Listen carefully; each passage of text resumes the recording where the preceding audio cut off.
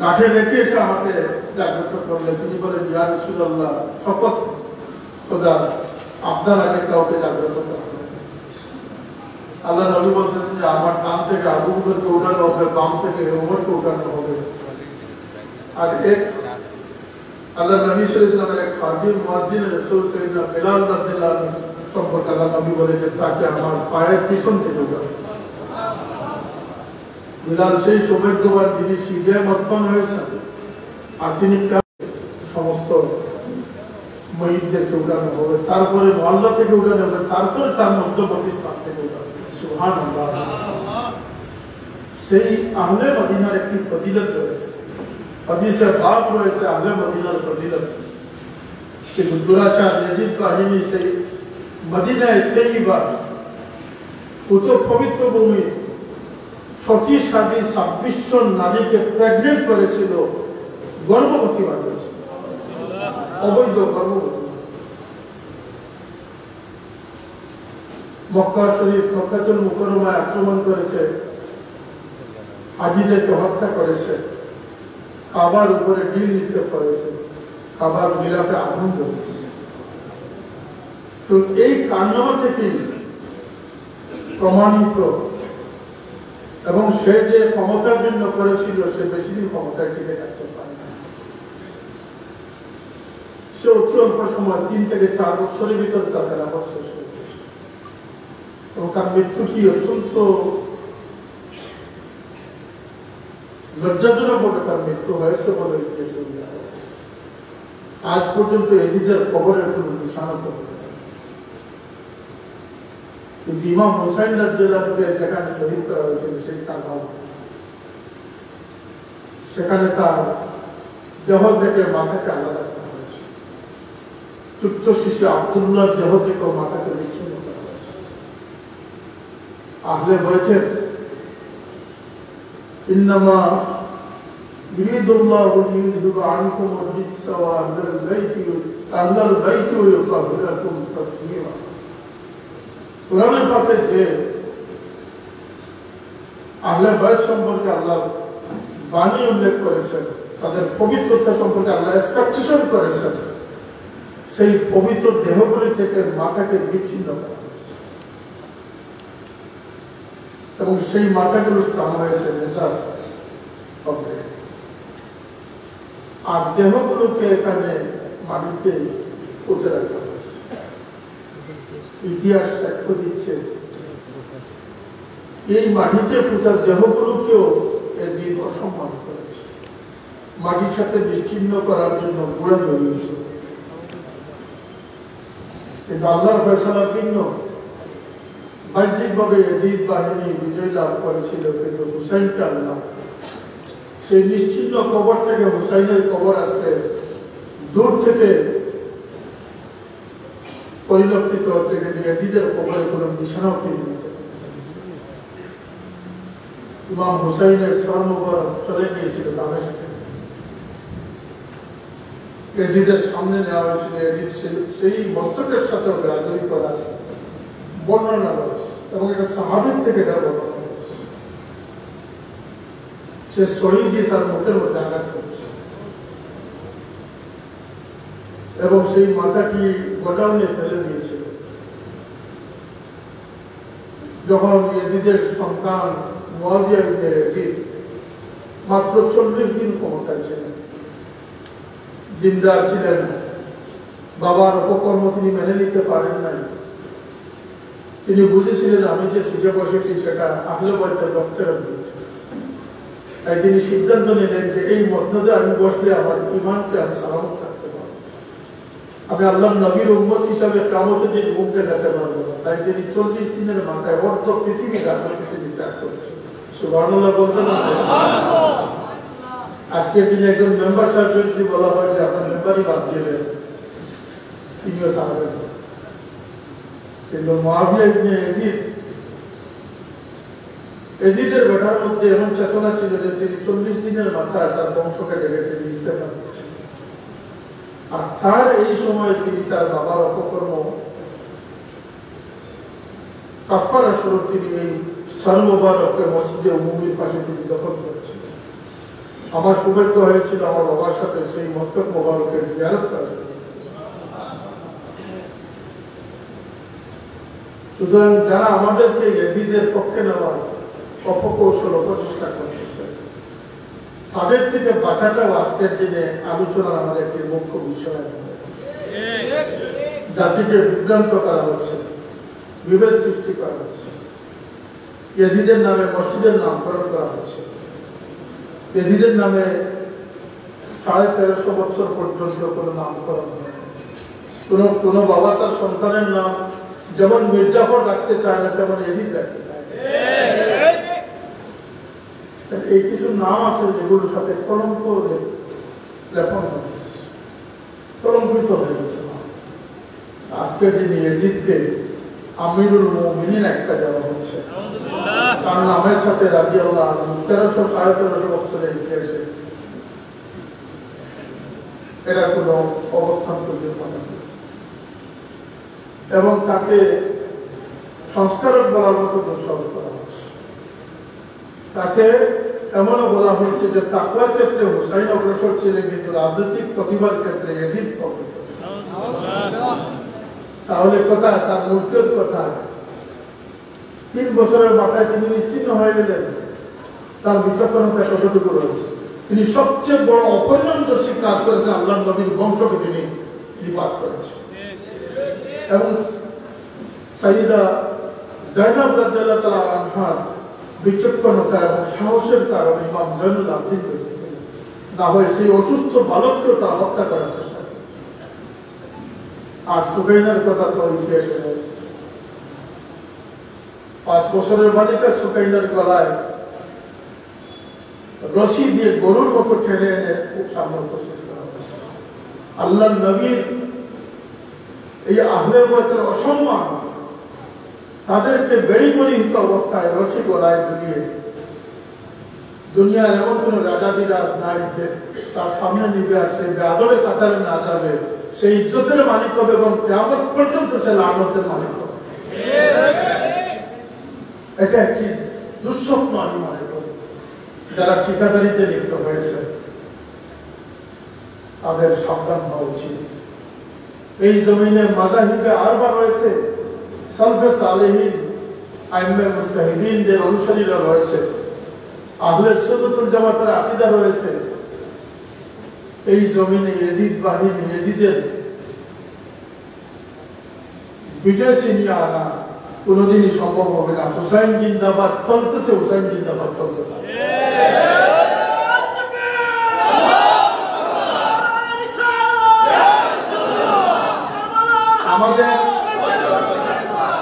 আমাদের সময়ের দাবি হচ্ছে হুসাইনের চেতনাকে দাঁড়ানো। আমরা কাবি হুসাইনের জন্য আর চলি ইয়াজিদি পন্থায়। আমাদের ঘরে ঘরে ইয়াজিদ প্রবেশ করেছে। ইয়াজিদের আদর্শ নিয়ে আমরা বাঁচার অপচেষ্টা করি, হুসাইনের জন্য আমরা প্রণাতারি করি। এটা পরস্পর বিরোধী, কন্ট্রাডিকশন। কথাটা বুঝে আসতেছে? বেশ করে আমাদের সিলসিলাভুক্ত সাংগঠনিক দায়িত্বশীল সংগঠনের কর্মী সমর্থক যারা আছেন, আছেন না? আছেন না? আপনাদের জন্য আজকের দিনে শিক্ষা হচ্ছে যে আমরা হুসাইনের মহব্বতে আসি থাকবো, হুসাইনের জন্য রুনাজারি করবো, হুসাইনের আদর্শের উপরে আমরা টিকে থাকবো। আমরা যেন বাতিলের সাথে, মিথ্যার সাথে, দুঃখার সাথে, বেয়াদবির সাথে, অসৎ চরিত্রের সাথে যেন আমরা আপোষ না করি। যেদিন আপনি চারিত্রিক বৈশিষ্ট্যের ক্ষেত্রে আকর্ষণ হতে পারবেন, সত্য মিথ্যার পার্থক্যের ক্ষেত্রে সত্যের পক্ষ অবলম্বন করতে পারবেন, ন্যায় ইনসাফ জুলুমের বিপরীত, যুগের বিপরীতে যখন ন্যায়ের প্রতীক হতে পারবেন, ন্যায়ের পক্ষে জোর দাবি রাখতে পারবেন, সেদিন হুসাইনের আদর্শের স্লোগান আমাদের জন্য সার্থক। কথা ঠিক না? ঠিক না? আমাদেরকে এই আসুরে আসলেই হুসাইনের স্মরণ, আসুরে গেলেই হুসাইনকে আমরা বলে যাব, এটা হুসাইনের প্রকৃত মহব্বত। ইমাম হুসাইনের মহব্বত এত বিশাল মহব্বত, যেদিকে সারা বছর আমরা অন্তরে ধারণ করা সুযোগ হয়েছে। আপনারা ইতিহাস কাটেন আর হাদিসের পৃষ্ঠা কাটেন, আল্লাহ রাব্বুল ইজ্জত হাবিব সাল্লাল্লাহু আলাইহি ওয়াসাল্লামকে যে খুলুকে আজিম দান করেছিলেন, যে আখলাকে হাসানা দান করেছিলেন, ইন্নামা বুইসতু লিউতাম্মিমা মাকারিমাল আখলাক, সেই আখলাকের এক প্রতিবিম্ব ছিলেন আল হাসান আল হুসাইন। হাসান হুসাইন থেকে কেবলমাত্র ইমাম সাইয়েদনা আলী রাদিয়াল্লাহু তাআলা আনহু জবাব দিয়েছিলেন, আমার হাসান চরিত্র মাধুর্য সে এমন যে আমি হাঁটলে সে আগে চলে না, সে পিছনে না, আমি নিচে বসতে সে উপর তলায় উঠে না, আমার চোখের দিকে চোখটা তুলে ছাড়ে না, খাবারে বসলে আমি না খাবার গ্রহণ করা পর্যন্ত সে মুসলমান। এই পরিবার থেকে পবিত্রতা জন্ম দ্বারা প্রবাহিত হয়েছে, ইলমে তাসাউফ প্রবাহিত হয়েছে, আল্লাহর বন্দেগীর দৃষ্টান্ত প্রবাহিত হয়েছে, মানুষের খেদমতের ধারাবাহিকতা, খেদমতের খালফের ধারাবাহিকতা প্রকাশিত হয়েছে। আজকে যারা ইমাম হুসাইন রাদিয়াল্লাহু আনহু এবং সাহাবায়ে কেরামকে বাদ দিয়ে তাদের তথাকথিত ইমামদেরকে তারা ছোটখাটো নবীর মতো মানতেছেন, তারা জানেন না যে ইমাম হাসান এবং হুসাইন কি চরিত্রের অধিকারী ছিলেন। ইমাম যায়নুল আবদিন কত বড় জাহিদ ছিলেন, আবিদ ছিলেন, যার নাম হচ্ছে আলী, কিন্তু তার কুনিয়ত হচ্ছে যায়নুল আবিদিন। সারা পৃথিবীতে যত আবিদ লোক হবেন সকলের সৌন্দর্য বর্ধন করেছে সৌন্দর্য আবিদিন ইবাদত গুজারদের সৌন্দর্য বর্ধন, অর্থাৎ তিনি হচ্ছেন রাহবার, তিনি হচ্ছেন মুক্তদা, তিনি হচ্ছেন পেশোয়া, তিনি হচ্ছেন আইডিয়াল।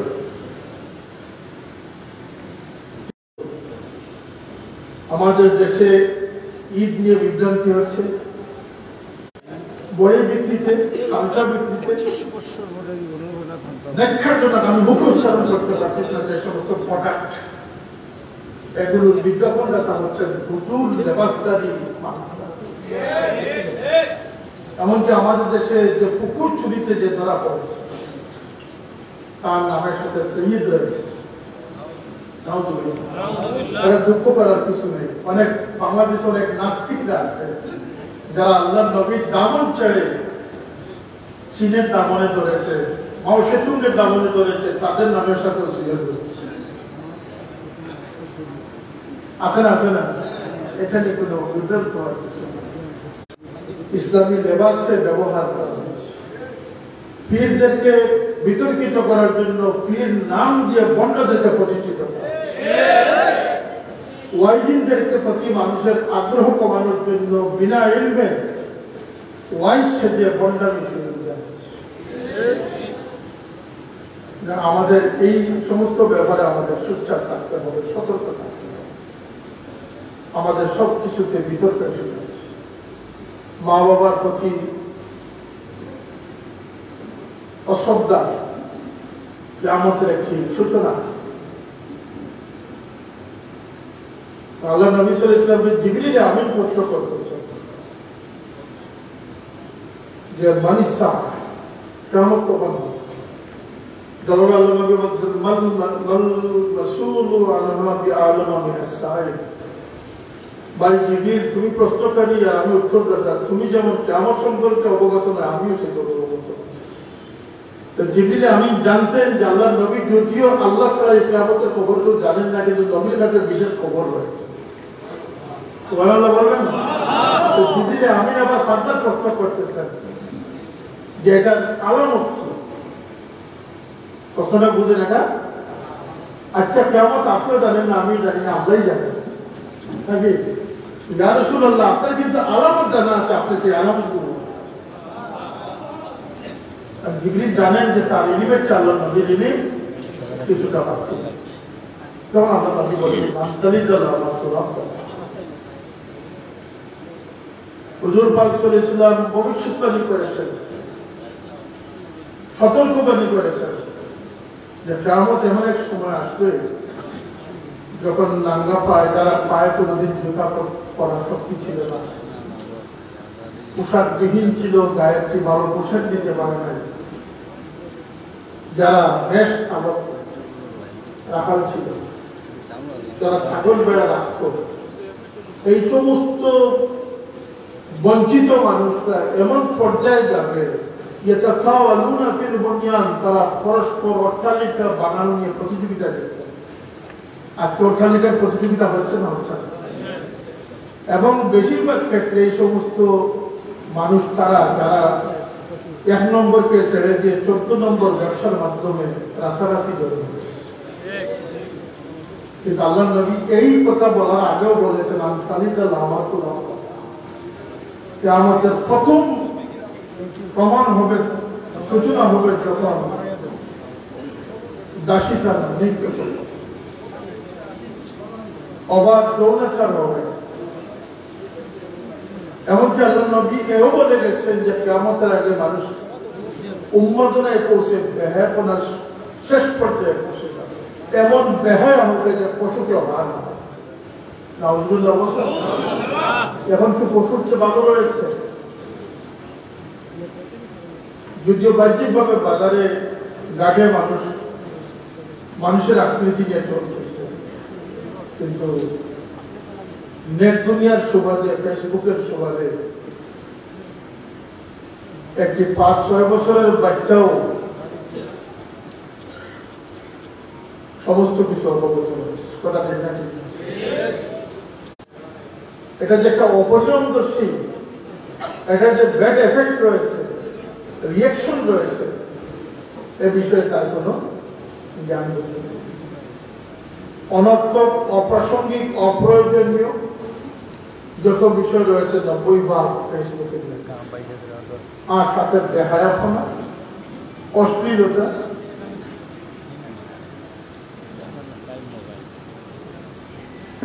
আমি দীর্ঘ জীবন কৌতূহল নিয়ে দীর্ঘ জীবন বেড়ে উঠেছি যে ডাক্তার যখন অপারেশন করে তখন ব্লেড দিয়ে কাটে না চাকু দিয়ে কাটে। আমি হসপিটালের চেয়ারম্যান হওয়ার পরে একদিন কৌতূহল বসত মডিতে গিয়ে বললাম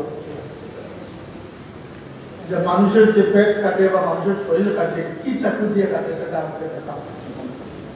তারা একটা ছোট্ট একটা দাঁড়ালো একটা ব্লেড দিল, এই ব্লেড সাধারণ ব্লেড নয়। আমি বললাম সর্বনাশ, সেটা যে কাটে ওদের 10.5 তো 10 টাকা মধ্যে ফার্মেসিতে পাওয়া যায়। এ কথাটা এই জন্য বললাম যে অর্ধ শতাব্দী পার করে দিলাম, অপারেশন কিভাবে করে সেটা জানি না, আজকে 5 বছরের বাচ্চা জানে যে মায়ের গর্ভ থেকে সন্তান কিভাবে প্রসব। কথা ঠিক না? এই যে অপরিণামদর্শী শিক্ষা, এই শিক্ষার মূল কারণটি হচ্ছে ফেসবুক নামক দাজ্জালের কারণে এই সমাজ শিক্ষা বলে নেই কোথায়। বাচ্চাদের হাতে নেট মোবাইল দিয়ে জটিগঞ্জ থেকে কিডন্যাপ করে মেয়েকে নিয়ে এসেছে মৌলবাজার আখাইপুরে।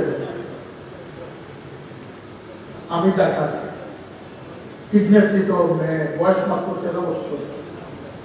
আপনাদের এমপি মাননীয় সংসদ সদস্য জিল্লুর রহমান আমার স্নেহভাজন ফর্ম দিলাম, এসপি স্যার, ওসি স্যার সম্পৃক্ত হলেন, মোবাইল ট্র্যাকিং হইল। যাই হোক 4 ঘন্টার মধ্যে আপনাদের এমপি সাহেবেরও ঘুম হয় না, আমারও ঘুম হয় না, কিন্তু মেয়েটাকে আমরা উদ্ধার করেছি। কিন্তু কারণটা কি? Because of mobile. কারণটা কি? সেদিন এক মুসলমান মেয়ে হিন্দু ছেলের সাথে চলে গেছে। যাই হোক রাত্রের মধ্যে আমরা উদ্ধার করিয়েছি, সুনাম হচ্ছে। কিন্তু এখানে কারণটা কি? আমি কিডন্যাপ শুনেছি, অপহরণ শুনে আমার মাথা খারাপ হয়ে গেছে। আপনাদের এমপিকে বলছি আমি এই ঘটনা পরে শুনলাম এটা কিডন্যাপ না, এক হাতে তালি বাজে না, দুই হাত না হলে তালি বাজে না, এটা মোবাইলের অপকর্মের কথা। চিন্তা করে এই ফেসবুক নির্ভর ধনী রাজিন্দার প্রতি অন্তত আমরা যারা সমজদার, আমরা এই আকিদা থেকে, এই বয়ান থেকে, এই কূটকৌশল থেকে বেঁচে থাকা প্রয়োজন আছে না নাই? এই গুজারিশটুকু আপনাদের মধ্যে আমল করুন। ইল্লাল্লাযীনা আমানু ওয়া আমিলুস সালিহাত। ঈমান আকিদা দিয়ে কেবল পার হওয়া যাবে না, আর কেবল আমল দিয়ে আকিদা ছেড়ে দিয়েও আপনি ঈমানদার হতে পারবেন না। কথাটি মনে থাকবে আমাদের ইনশাআল্লাহ। ঈমান আকিদারও প্রয়োজন রয়েছে, আর আমাদের নেক আমলেরও প্রয়োজন রয়েছে, এবং সেক্ষেত্রে স্বেচ্ছাচারিতা ছেড়ে দিতে হবে, সুন্নাহর ইত্তেবা করতে হবে। সেদিন আমাকে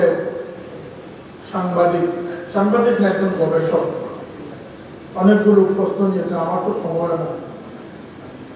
এর মধ্যে আমার বাবার উপর একটা থিসিস করতেছে। তার প্রশ্নটি ছিল যে তিনি যখন যে আকীদার সংগ্রামে লিপ্ত হয়েছিলেন তখন সকলেই তার বিরুদ্ধে চলে গিয়েছিলেন, বা সকলের মধ্যে তিনি একজন পৃথক ছিলেন। কথা ঠিক না বলে যায়, কিন্তু আজকের দিনে এসে দেখা যাচ্ছে যে তিনি সবচেয়ে বেশি সফলকাম এবং তার কথার প্রসারতা সবচেয়ে বেশি ব্যাপকতা লাভ করেছে। এটির কারণটা কি? আমি বললাম এক কারণ হচ্ছে মকবুলিয়ত, আরেক কারণ হচ্ছে সুন্নতে নববীর ইত্তেবা। জীবনভর থাকা আল্লাহ নবীর সুন্নতের খেলাফ করে আল্লাহ নবীর লজ্জার পতিত হওয়া থেকে নিজেকে বেঁচে গেছে। এই জন্য আমাদের দায়িত্ব হচ্ছে আমরা নেক আমল বেশি বেশি করি। আমাদের অনেক আমল বিনষ্ট হচ্ছে, আর জেনে রাখবেন আমল বিনষ্ট হলে পরে চেতনাও বিনষ্ট হবে। আর মানুষ কবরে গিয়ে তার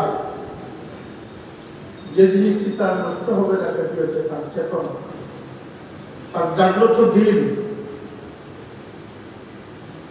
তার ঈমান পরিপূর্ণ অন্তরটাই সেটা আমাদের নিয়ে হাজির।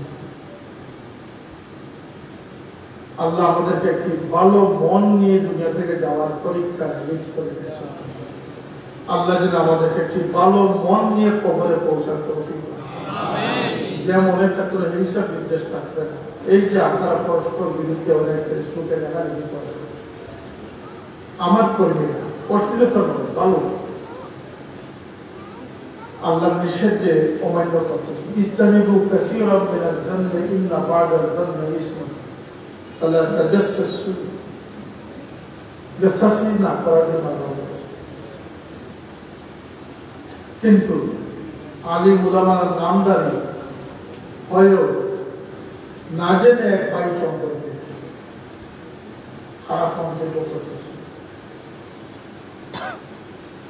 এটাই হচ্ছে ইজতানিবু কাসীরাম মিনাজ যানবি। তোমরা ধারণা প্রসূত হওয়া থেকে তোমাদেরকে পাচ্ছে। একজন গুরুত্বপূর্ণ লোক সম্পর্কে কালকে একজন গুরুত্বপূর্ণ মানুষ বলতেছে যে তিনি তার বাড়িতে আছেন, তিনি গৃহ নির্মাণের তালিকায় ব্যস্ত রয়েছে।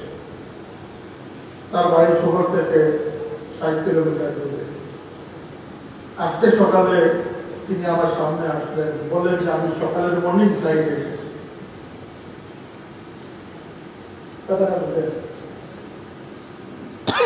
চেইন অফ কমান্ডটা অনুমান করে ওই লোক কিন্তু আমাদের মোটামুটি গ্যারান্টি দিয়ে বলতেছে যে তিনি তার বাড়িতে অবস্থান করতেছে, অথচ তিনি মর্নিং ফ্লাইটে এসে বোর্ডিং ক্লাস আমার সামনে দেন। এটা ধারণা প্রসূত না, ধারণা প্রসূত নয়, কথা বলেন না। এটি হচ্ছে বানোয়াট মন্তব্য, অহেতুক মন্তব্য। এটি হচ্ছে কবিরা গুনাহ। এটি হচ্ছে কবিরা গুনার সংখ্যা যদি বেশি হয়ে যায়, কবিরা গুনার সংখ্যা যদি বেশি হয়ে যায়, তাহলে পাল্লা বাড়ি হবে না পাতলা হবে? হালকা হবে, বাড়ি হবে। وأما من خاف مقام ربه ونهى النفس عن الهوى فإن الجنة هي المأوى। রাত্র বেশি হয়ে গেছে, আবহাওয়া প্রতিকূল। মৌলবাদী ওলামায়ে কেরাম, ইমাম, আইমা, সাংগঠনিক নেতৃবৃন্দ, আমার বাবা, স্নেহবাদী মুরব্বিয়ানে কেরাম, আমাদের পরামর্শদাতা উপদেষ্টা বৃন্দ, আলামী ইসলামের ছাত্র বন্ধুগণ, আঞ্জুমানে আল ইসলাম নেতৃবৃন্দ,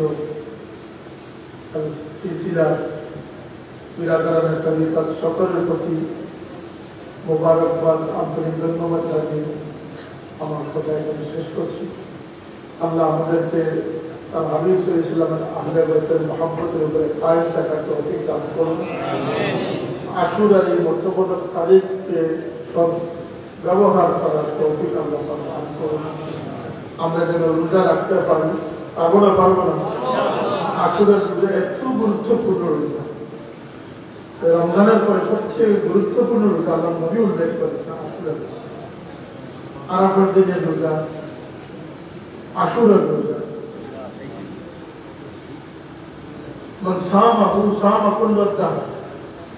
এই দিনে যে রোজা পালন করলো সে সারা বছর রোজা পালন। আমরা এই বিশেষ সতর্ক থাকবো। আল্লাহ আমাদেরকে তৌফিক দান করেন। আমিন ওয়া আখিরু দাওয়ানা আলহামদুলিল্লাহি রাব্বিল আলামিন।